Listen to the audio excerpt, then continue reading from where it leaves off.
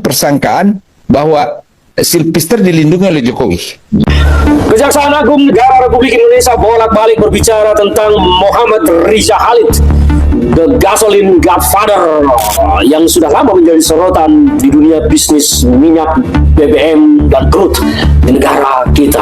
Riza Khalid memang adalah penguasa bisnis migas terbesar. Bahkan ketika petrol dibubarkan, dari hasil audit sekitar 60% dulu bisnis petrol dikuasai oleh Riza Khalid, dan berpindah dari petrol ke ISG di Pertamina, Riza Khalid masih tetap bercokol, dan sampai akhirnya bisnis Riza Khalid berantakan, dihancurkan di era Presiden Prabowo Subianto dengan penegakan hukum yang menempatkan anaknya menjadi tersangka saat ini dan menjadikan Riza Khalid juga sebagai tersangka. Kejaksaan seolah-olah gagap perkasa dalam penanganan perkara ini. Kejaksaan seolah-olah sudah melakukan sesuatu yang super besar, memeriksa, melakukan penyidikan terhadap kasus penjualan tata kelola BBM.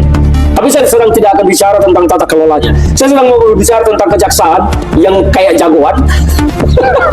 Saya sedang berbicara tentang kejaksaan yang sepertinya merasa diri hebat, sudah melakukan banyak hal, dan akan menetapkan Riza Khalid sebagai DPO. Saya sebetulnya mau menertawakan Kejaksaan Agung. Kenapa saya mau menertawakan? Karena Riza Khalid ini terkesan drama sekali, ya. Drama sekali.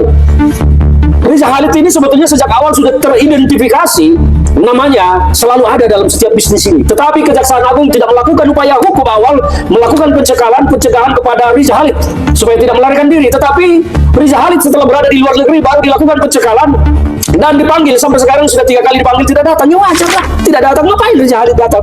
Emang tangan kejaksaan bisa sejauh apa mau menangkap Riza Khalid ke Malaysia sana? Riza Khalid yang kita dengar juga sudah memiliki paspor Malaysia, menjadi warga negara Malaysia. Memang Indonesia kejaksaan ini bisa menangkap Riza Khalid kalau sudah benar berstatus warga negara Malaysia. Bahkan terbaru fotonya beredar, dia sedang makan di hotel, di restoran, di hotel di Malaysia. Itu beredar di media sosial. Nah, persoalan yang sangat serius kali ini adalah kenapa Kejaksaan Agung merasa mampu akan menangkap Riza Khalid, menjadikan Riza Khalid DPO, sementara seorang narapidana yang sudah divonis inkrah, Sylvester Matutina, tidak kunjung bisa dieksekusi oleh Kejaksaan Agung. Ini yang hebat Sylvesternya atau yang bebas Kejaksaan Agungnya? Ataukah memang hukum di negara ini hanya sebuah formalitas belaka bagi para orang-orang berada di lingkaran kekuasaan? Hukum ternyata tidak berlaku adil bagi semua. Hukum ternyata tidak berlaku sama bagi semua. Ketika Anda berada di lingkaran kekuasaan, maka hukum akan berpihak kepada Anda dan Anda kembali hukum. Sylvester Matutina adalah contoh nyata. Dan ini soal Kejaksaan Agung. Kejaksaan Agung sudahlah, kalian itu menghancurkan nama baik yang kalian susah payah bangun dengan pemberantasan korupsi, dengan membiarkan Sylvester berkeliaran. Kejaksaan Agung menghancurkan nama besarnya yang terbangun dengan pemberantasan korupsi ketika membiarkan Sylvester Matutina berkeliaran sebagai terhukum, terpidana atas putusan yang sudah inkrah. Saya heran ya, seorang Sylvester Matutina yang bagi saya bukan siapa-siapa bisa meruntuhkan nama besar Kejaksaan Agung yang sempat mendapat rating baik dari masyarakat akibat aktivitas pemberantasan korupsi yang dilakukannya. Jadi Kejaksaan Agung nggak usah lah terlalu banyak cincong kalian mau menetapkan Riza Khalid DPO, mengalah, nggak usah. Riza Khalid itu udah di luar jangkauan tangan kalian. Yang di depan tangan kalian aja, yang di dalam jangkauan tangan kalian tidak kalian eksekusi kok. Apalagi mau. Halo teman-teman, kembali lagi bersama saya di channel ini. Teman-teman, kita telah menyaksikan sebuah cuplikan video yang dimana teman-teman yang masalah Sylvester yang masih bergulir di media sosial yang masih belum kelar teman-teman.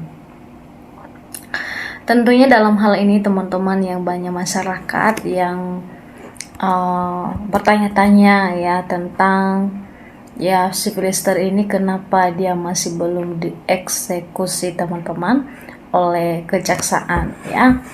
Dalam hal ini teman-teman, bagaimana kita melihat ya sekarang kejaksaan dalam bekerja ya untuk menangkap ya seorang Sylvester. Sejauh ini teman-teman belum ada reaksinya teman-teman kalau kita melihat. Ya tentu dalam hal ini teman-teman ya Sylvester ini kita tahu sekarang ini dia masih keliaran teman-teman ya kemana-mana, masih ya melakukan kegiatannya seperti biasa teman-teman kalau kita melihat ya, karena kenapa kasusnya ya belum teman-teman belum ya dibuktikan ya bahwa dia itu sudah dimasukkan ke penjara teman-teman tentunya. Nah, di dalam hal ini teman-teman kalau kita memperhatikan bagaimana kepercayaan masyarakat ya untuk kepada kejaksaan dan juga kepada pemerintah teman-teman, karena ya menangkap satu orang saja si Filister ini ya kenapa masih belum diselesaikan teman-teman.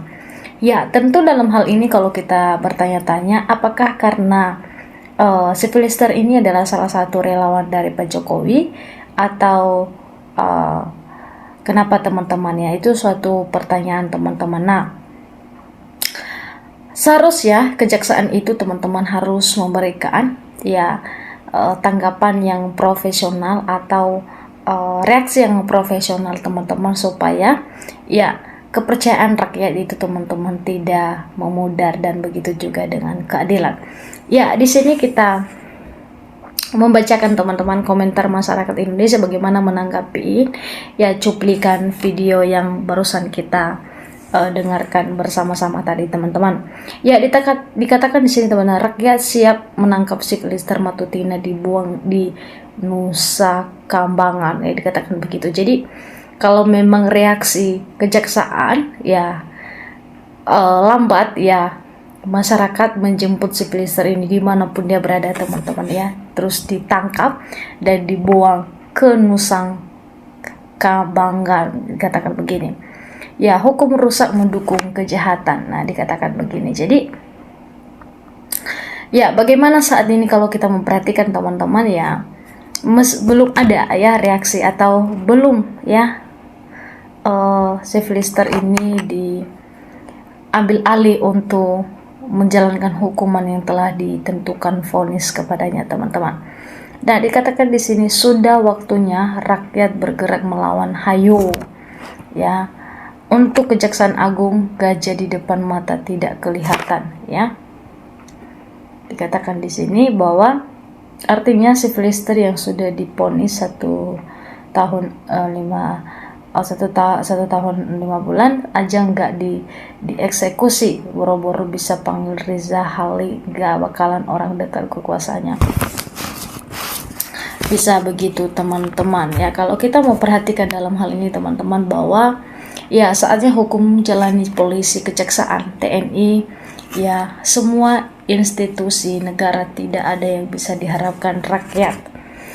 Nah, artinya bagaimana ya teman-teman saat ini mengembalikan kepercayaan rakyat kepada pemerintah dan juga kepada kejaksaan, karena ya sejauh ini si Filister belum juga dieksekusi teman-teman tentunya. Dikatakan bahwa lagi adalah Kejaksaan Agung ya udah Jokowi makanya nggak mau dieksekusi si Filister ya, karena semua itu udah dibom Jokowi, Jaksa Agung, termasuk orang yang Jokowi ya. Dikatakan wah Kejaksaan Agung ini masih kotor nih, dikatakan kasus Filister ini ya mengkonfirmasi bahwa kejaksaan jadi alat bagi penguasa tuh ya, membungkam ya Kejaksaan Agung sekarang makin bobok, dikatakan ya.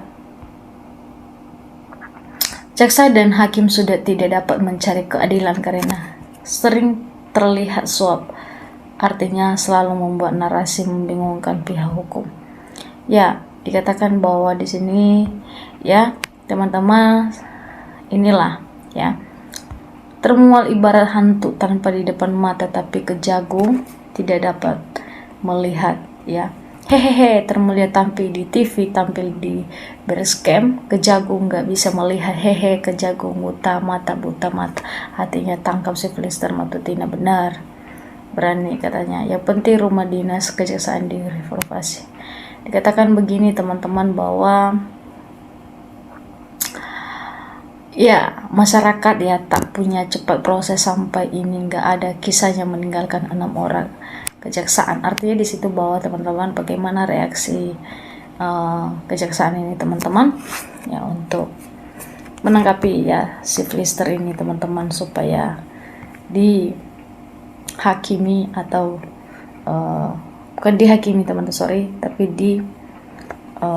dieksekusi teman-teman ya. Artinya di situ bahwa setiap kesalahan itu harus ada konsekuensinya teman-teman, harus diterima.